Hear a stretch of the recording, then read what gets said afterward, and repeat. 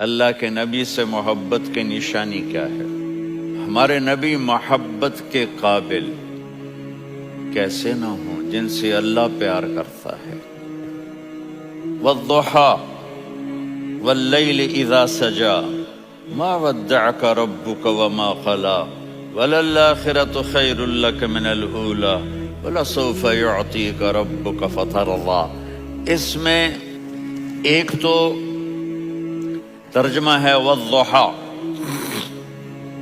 روشنی کی قسم، واللیل اذا سجا، جب رات چھا جائے اس کی قسم، ما ودعک ربک وما قلا، آپ کے رب نے آپ کو چھوڑا نہیں اور آپ کا رب آپ پہ ناراض نہیں۔ قلا ناراض، کاف نہیں ملایا، ما ودعک ربک وما قلاک یہ ہونا چاہیے تھا، لیکن وہاں کاف کو ہٹا دیا کہ ناراضگی کے لفظ کے ساتھ اپنے نبی کے نام کو نہیں جوڑا۔ یہ تو اللہ کا اعزاز اور اکرام ہے۔ امام رازی تفسیر کے کنگ ہیں، ان کے دو ترجمے بتاتا ہوں۔ والضحیٰ، میرے محبوب آپ کے روشن علم کی قسم، واللیل اذا سجا، آپ کی چادر کی قسم، کالی چادر کی قسم جس میں آپ اپنے گناہگاروں کو چھپا لیں گے۔ تیسرا ترجمہ، یہ امام رازی کی بات ہے اس لیے میں آرام سے کہہ رہا ہوں۔ والضحیٰ، یہ مجھے سب سے پسند ہے جو اب میں کہنے لگا ہوں۔ والضحیٰ، میرے محبوب آپ کے خوبصورت چہرے کی قسم، واللیل اذا سجا، آپ کی سیاہ زلفوں کی قسم، آپ کے سیاہ پھیلے ہوئے بالوں کی قسم۔ بھلا آپ کا رب آپ کو چھوڑ سکتا ہے؟ بھلا آپ کا رب آپ پہ ناراض ہو سکتا ہے؟ یہ ہرگز نہیں۔ الم یجدک، ہاں، وللآخرۃ خیر لک من الاولی، یہ دنیا جانے والی ہے، آخرت باقی ہے۔ آپ نے فرمایا انا سید ولد آدم یوم القیامہ ولا فخر، قیامت کا دن دیکھو گے سرداری میرے ہاتھ میں ہوگی۔ لواء الحمد بیدی یوم القیامہ، قیامت کا دن دیکھو گے اللہ کا جھنڈا میرے ہاتھ میں ہوگا۔ انا خطیبہم اذا انصتوا، لوگ خاموش ہوں گے میں بولوں گا۔ انا قائدہم اذا وفدوا، لوگ چلیں گے میں لیڈ کروں گا۔ انا شافعہم اذا حبسوا، قدم رک جائیں گے میں شفاعت کروں گا۔ انا مبشرہم اذا ایسوا، وہ نا امید ہوں گے میں خوشخبریاں سناؤں گا۔ مفاتیح الجنت بیدی یوم القیامہ، جنت کی چابی قیامت کے دن میرے ہاتھ میں ہوگی۔ یطوف علی الف خادم کانہم لؤلؤ مکنون، چالی میرے گرد 1000 جنت کے خدام کھڑے ہوں گے میدان محشر میں۔ انی و امتی علی کوم من الارض، قیامت کے دن میں اور میری امت ایک اونچے مقام پر کھڑے ہوں گے، باقی سب نیچے ہوں گے۔ میرے رب کہہ رہا ہوں وَلَسَوْفَ يُعْطِيكَ رَبُّكَ فَتَرْضَى، یہ آیت میرے نبی کی شان میں سب سے بلند ہے کہ میرا اللہ کہہ رہا ہے میرے محبوب میں آپ کو اتنا دینے والا ہوں کہ آپ کو بھی نہیں پتا جو میں نے آپ کے لیے، آپ کی آنکھوں کی ٹھنڈک کے لیے تیار کیا ہے۔ آپ جانتے ہی نہیں میرے محبوب کہ آپ کا رب آپ کو کیا دینے والا ہے۔ اب پیچھے یہ صورت آئی کیوں؟ آپ پر وحی بند ہو گئی اور آپ اداس ہو گئے، اور قریش مکہ کہنے لگے وَدَّعَهُ رَبُّهُ وَقَلَا، اس کا رب اس کو چھوڑ گیا، اس پہ ناراض ہو گیا۔ غیروں کی بات بری لگتی ہے، اپنے کچھ کہہ دیں تو ایسا لگتا ہے جیسے خنجر لگ گیا۔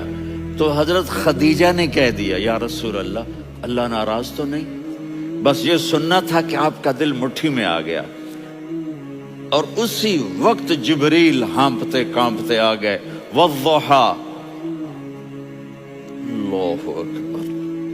دیکھو مثلا میں فوزان پہ ناراض ہو جاتا ہوں تو وہ مجھے آ کر میرا ایکسپریشن دیکھتا ہے نہ کہتا ہے مولانا اللہ کی قسم میں آپ پہ ناراض نہیں ہوں، مولانا اللہ کی قسم آپ کو شک پڑ گیا، آپ کو یاد نہیں ہم نے آپ کو 2 سال پہلے بلوایا، اس کے اگلے سال بھی بلایا، ابھی بھی بلایا، اور آپ کو اتنا پروٹوکول دیا، بھلا میں آپ پہ ناراض ہو سکتا ہوں؟ ٹھیک ہو گئی بات؟ یہ فوزان سمجھ میں آ گئی بات؟ اب اللہ تعالیٰ کہہ رہا ہے میرے نبی مجھے قسم ہے دن اور رات کی، مجھے قسم ہے تیرے علم اور تیری چادر کی، مجھے قسم ہے تیرے چہرے تیرے خوبصورت بالوں کی، میں نے تمہیں نہیں چھوڑا۔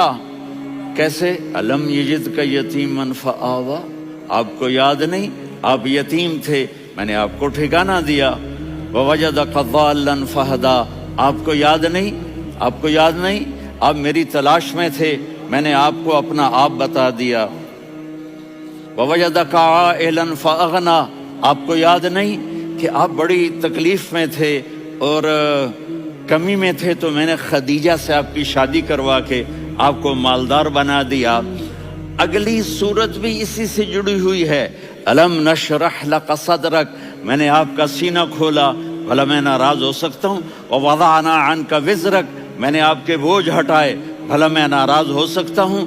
الذی انقض ظہرک، وہ بوجھ جنہوں نے آپ کو دوہرا کر دیا تھا، میں نے وہ بوجھ ہٹائے، بھلا میں آپ پہ ناراض ہو سکتا ہوں؟ ورفعنا لک ذکرک، اور میں نے آپ کے نام کو بلند کر دیا، بھلا میں آپ پہ ناراض ہو سکتا ہوں؟ ایک واقعہ سناتا ہوں۔ ایک صحابی آئے، یا رسول اللہ میرا پڑوسی ہے، اس کی کھجور ایسے ٹیڑھی ہو کر میرے گھر میں چند اس کی شاخیں ہیں، ان پہ پھل لگتا ہے، وہ جو ٹوٹ کے گرتا ہے میرے بچے اٹھا لیتے ہیں، ہم غریب ہیں، وہ بھاگا بھاگا آتا ان کے منہ سے کھجور نکال لیتا ہے، اس کو کہیں کہ بچوں پر اتنی زیادتی نہ کرے۔